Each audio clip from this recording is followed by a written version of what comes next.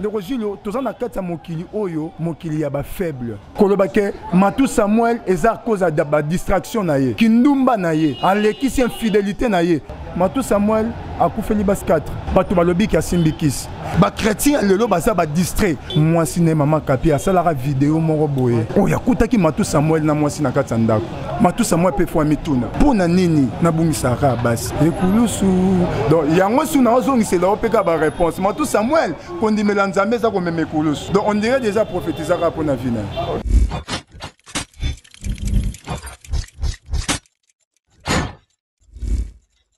Merci beaucoup. Vous allez belé à Konabiso toujours dans le cadre de l'émission. Toujours des informations. Les lots, on est beaucoup plus calé dans l'Italie via ma pasteur parce que on a voulu d'abord pas tout le jour tout le bela politique, mais les lots tout le bela maramanzambe, tout le bela société Nabiso, normalement je dois le faire na kati. Kaslelo Nayambi pour Nabino, c'est un ami, c'est un frère.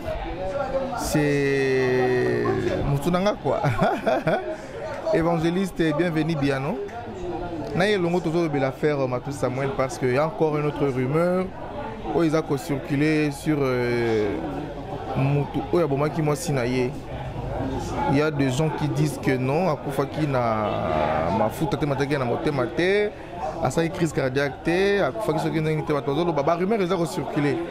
Oh moi sinaye asika. Vraiment qui ça qui nous a beaucoup de rumeurs et moi n'y en a pas mbatté ndeko biano mbote na yo mbote ndeko Julio Mutoto mbote na bandeko nyonso bazoli bakokola na biso na nzela ya Congo TV na ko profiter ko senga na bana nzambe nyonso rendez-vous na kati ya Congo TV ba oba s'abonner te bo s'abonner nzamba pamba.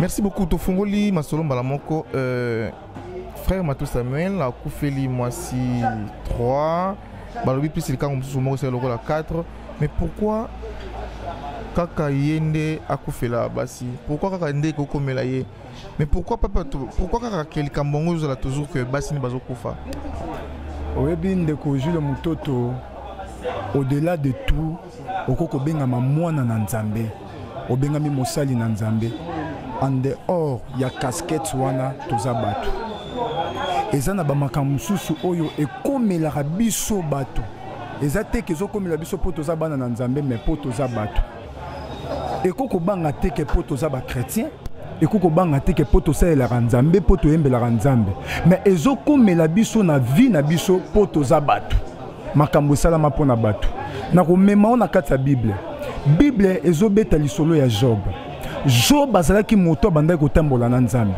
azobanga nzambe tala natangi na bible namona nzambe ya lola kotémoigner mpo na bato mibale na lolenge ya monene boye eza Jésus Christ eza na Job nzambe atémoigner mpo na bato ebele mais mpo na Job nzambe nakomona ngo nzambe alekisaki ndelo nzambe azoloba na Satan azotémoigner mpo na Job alobi Job aza mwana na nga abangaka nga pe Bible ezopesa identité ya Job lolenge azalaki il craignait Dieu juste intègre devant Dieu mais tala muto azalaki juste intègre il craignait Dieu mais ba problème ekomelaki Job a perdu bana na ye na mukolo moko oyo soki tolungi to actualiser vie ya Job lelo tokoloba bato ebele bakoloba ke Job bambongo azalaki nango parce qu'il était fortement riche bakoloba ete richesse à Job bambongo azalaki nango eza mpona kisi tala lekisi bana soki tozwi ndenge Job aperdaki biloko na ye aperde babien na ye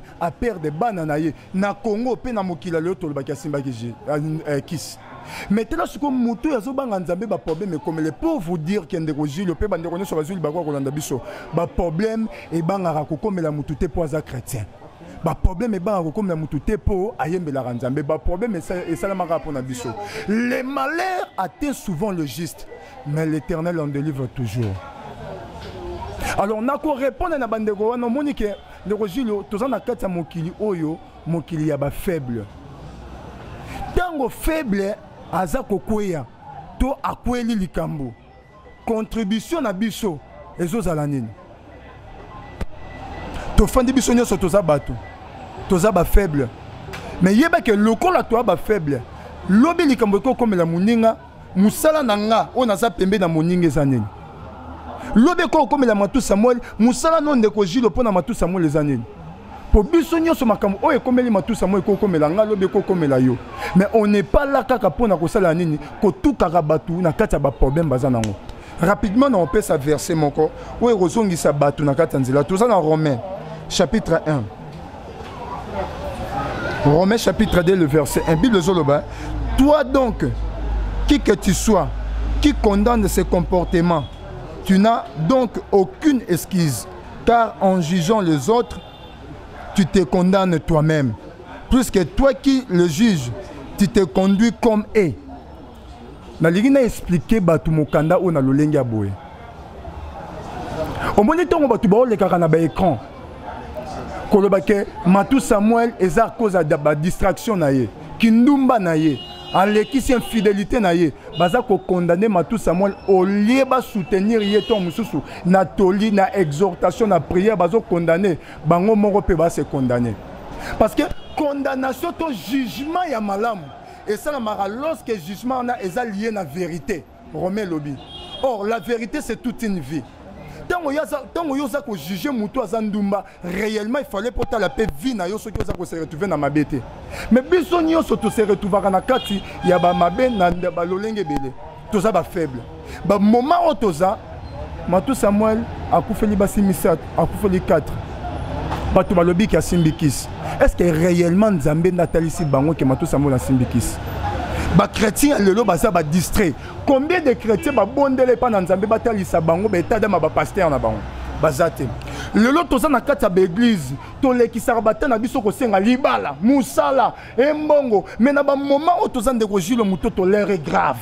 Moment o toza esenga to senga Nzambe do ya discernement des esprits. Pour na ko discerner ba vrai na ba faux.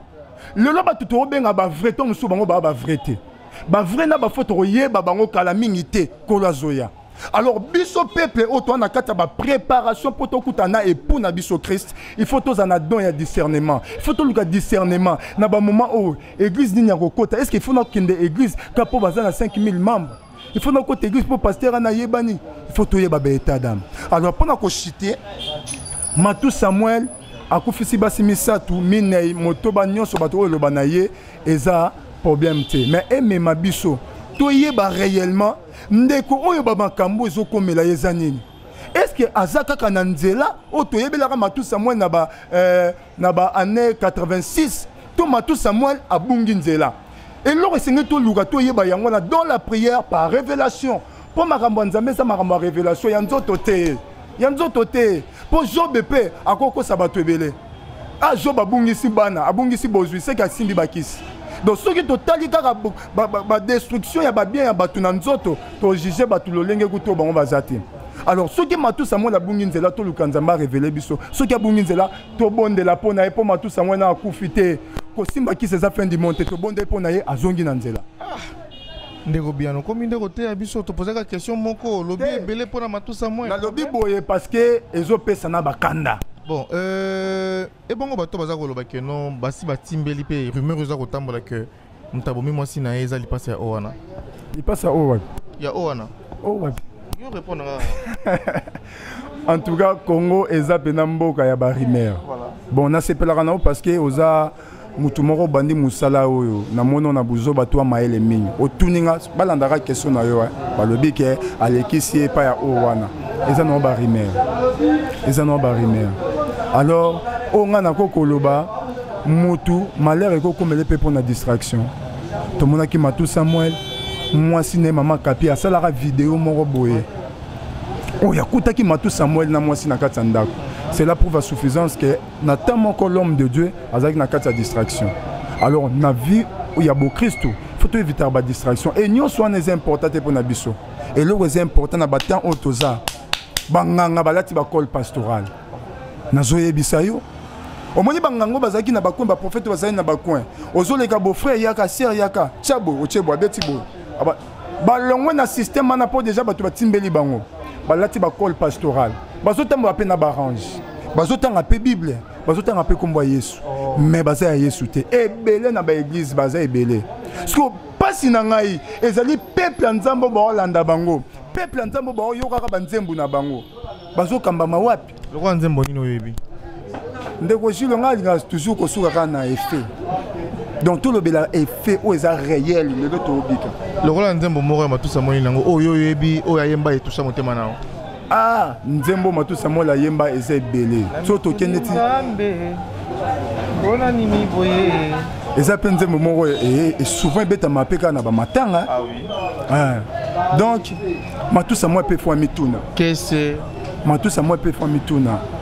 Pona nini na bungisaka basi. Ekulusu. Ekulusu.